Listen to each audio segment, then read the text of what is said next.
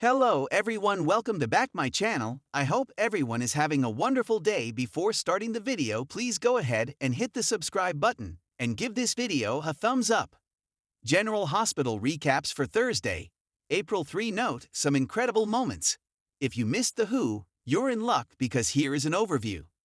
Sasha Corbin, Sophia Matson, asks to meet with Jason Morgan, Steve Burton, about her unborn child. She says that after talking to Felicia Scorpio, Christina Wagner, she realizes that he needs to be more involved in order for people to believe that he is the father. He agrees to be on the birth certificate and to also provide a medical history if need be.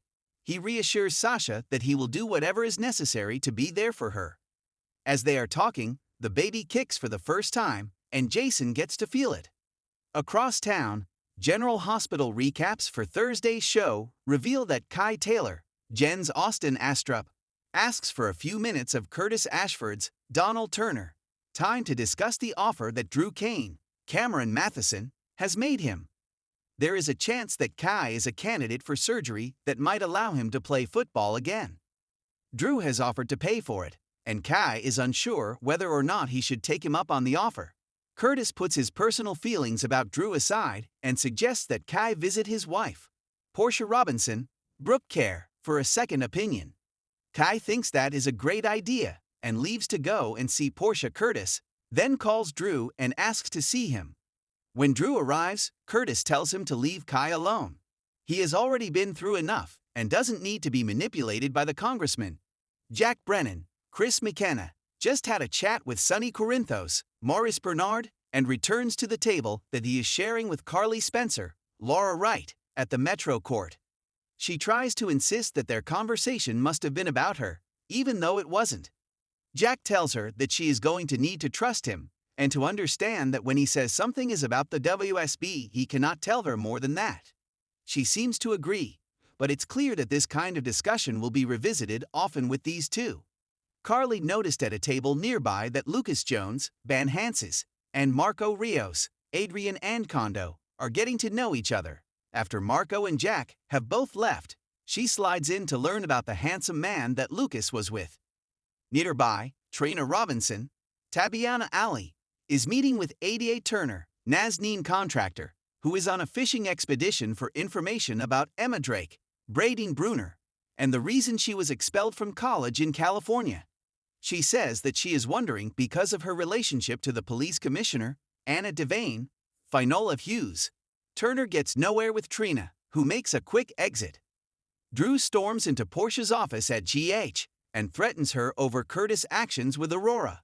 He is holding her accountable for how Curtis treats him in the press and threatens to blow up her world if she doesn't get Curtis to back up. Drew storms out, and Brad Cooper, Perry Shen, waltzes in, thinking that he still has leverage over Portia. He quickly finds out that Drew is now blackmailing her, so he is no longer a threat. She threatens to fire Brad, who begs to keep his job. She realizes that keeping him around will serve her better when she needs a favor. Portia tells Brad to leave when Kai knocks on her door. He explains that Curtis sent him to ask for her opinion on the surgery in question. Portia says that she'll look into it and get back to him. Josslyn Jacks, Eden McCoy, has the afternoon off from WSB training and decides to check out a local coffee shop. She walks in and finds Vaughn already there, talking to a woman. She asks if she is interrupting, and he tells her to sit. They make small talk, and he gets up to get them both a croissant. As he turns from the counter, he dumps the plate, and the woman slips him an envelope beneath it. Joss follows him back to headquarters and is about to ask him about it when Jack walks in. Vaughn tells Jack that he is tired of training people and wants a new assignment.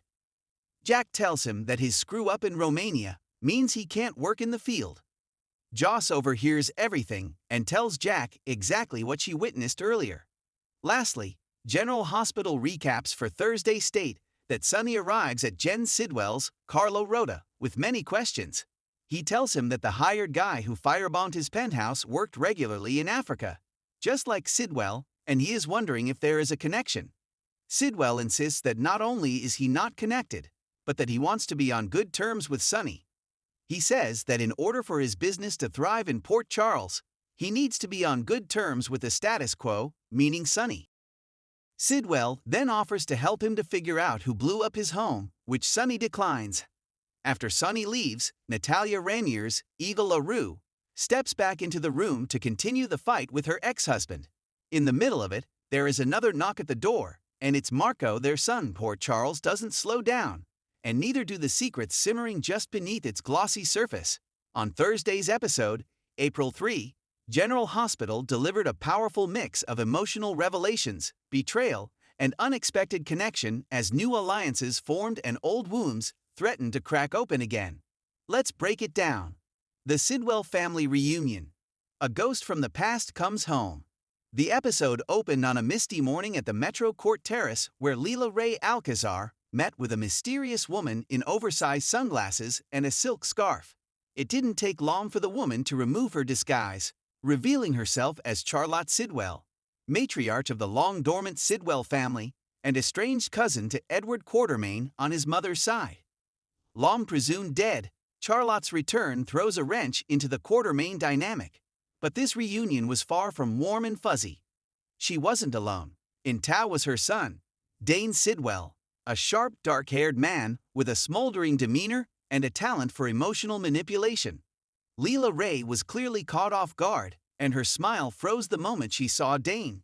Turns out, Dane and Leela Ray shared a torrid romance in Paris years ago. One that ended badly, with Leela Ray walking away after discovering his ties to mob business in Europe. Dane claims he's left that world behind, but his interest in Port Charles is more than familial. "I'm here to reclaim my birthright," he told her, staring out at the skyline. Meanwhile, Charlotte headed straight for the Quartermain mansion, where Tracy nearly dropped her mimosa when she opened the door. "Hell just froze over," Tracy quipped, clearly not thrilled to see her long-forgotten cousin on the doorstep. Monica, ever the peacemaker, tried to calm things down as Charlotte revealed she's in town to settle some unfinished family business. Something tells us it's not going to end in a family dinner and a game of charades. Josslyn rats Vaughn out. A line crossed. While drama brewed in the Quartermain circles, Josslyn Jax was on the warpath. The episode cut to her pacing outside Sonny's penthouse, phone in hand, anxiety written all over her face. After weeks of suspicion and strange encounters at the hushed Ivy Lounge, she finally did what she swore she wouldn't. She reported Vaughn Myers to the authorities. Vaughn, the enigmatic lounge owner and recent Port Charles transplant, has been skimming money from the bar's profits and laundering funds through a phony offshore account tied to a known crime syndicate. Josslyn stumbled upon the scheme after overhearing a conversation between Vaughn and a shady associate, and now she's blown the whistle. Dex confronted her later in the episode, warning her that turning in Vaughn without Sonny's green light could have dangerous consequences. "You're playing with fire, Joss," he told her, but she stood her ground. "I'm done watching people get away with things just because they have power," she snapped. "I'm not afraid of Vaughn, and I'm not afraid of Sonny either." Whether that's bravery or recklessness remains to be seen. Vaughn ended the episode making the cryptic call to an unknown contact. "We've got a problem." The girl talked. Sasha wants more from Jason. Feelings surface. At GH, things took a softer but no less complicated turn as Sasha Gilmore found herself sitting beside Jason Morgan, who was recovering from a minor injury sustained during a mysterious warehouse fire on the docks. Jason, stoic as ever, downplayed the injury. "Just a scratch," he muttered. But Sasha wasn't fooled. She sat at the edge of his bed, her voice gentle but firm. "You almost died again, Jason. And every time something like this happens, I realize how much I care about you." Jason remained silent, his blue eyes focused on hers, not pushing her away, but not pulling her closer either.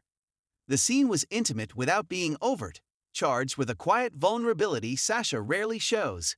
She confessed that her feelings for him had been growing since their run-in at the clinic months ago. "You showed up when no one else did," she said, her voice cracking. "You don't just save lives, you save people from themselves. You saved me." Jason, true to form, didn't offer a romantic declaration. But when Sasha reached for his hand, he didn't pull away later. Carly arrived at the hospital and caught the tail end of their conversation. The look she gave Sasha could cut glass. Jealousy, or just concern that someone was creeping into Jason's carefully guarded world. Either way, Carly didn't hide her disapproval. "He's not ready for this," she warned Sasha in a quiet hallway confrontation. Sasha simply responded, "Maybe he's more ready than you think." Also in Port Charles, Elizabeth and Finn continue to circle each other emotionally, caught between their recent split and the residual feelings neither of them has truly dealt with. Finn tried to apologize for how things ended, but Liz shut it down with one sentence: "Sometimes sorry just isn't enough." T and Molly had an intense discussion about surrogacy after learning that Andrea, their surrogate, might be having complications. The scene ended with TJ sitting alone in the chapel, grappling with the idea of faith, fate, and fatherhood. Trina confided in Spencer's ghost, or maybe just the memory of him, as she stood at the footbridge where they once promised forever. Her grief still palpable, she whispered, "You'd know what to do. You always did." Is it time for a new chapter for Trina, or is the past still too strong? Brooke Lynn confronted Lois about Ned's recent behavior. With his split persona acting up again, Lois admitted that she fears Eddie Main may be taking over for good this time. Cliffhanger Friday tease. As the episode wrapped, Charlotte Sidwell was seen pulling out a safety deposit key from her handbag, whispering, "Time to finish what grandfather started." Whatever's in that box could change the Quartermain legacy forever. Meanwhile, Vaughn stood alone in the back room of the hushed Ivy, burning documents and whispering to himself, "No one rats me out," and walks away. And in the hospital, Sasha kissed Jason on the cheek and walked away, leaving Jason staring after her, unsure of everything except the growing weight in his chest. Final thoughts. This episode served drama, romance, and suspense with the precision of a scalpel and the emotional pull of a freight train. From long-lost family members to brewing romantic tension and secret betrayals, General Hospital set the stage for major fallout in the weeks to come. Will Jason let his walls down for Sasha? Will Josslyn regret exposing Vaughn? And what secrets do the Sidwells hold that could shake Port Charles to its core? Stay tuned. Let me know if you want a follow-up story or a recap for April 4. Thanks for watching this video, and please subscribe our GH News 24 YouTube channel for more update news.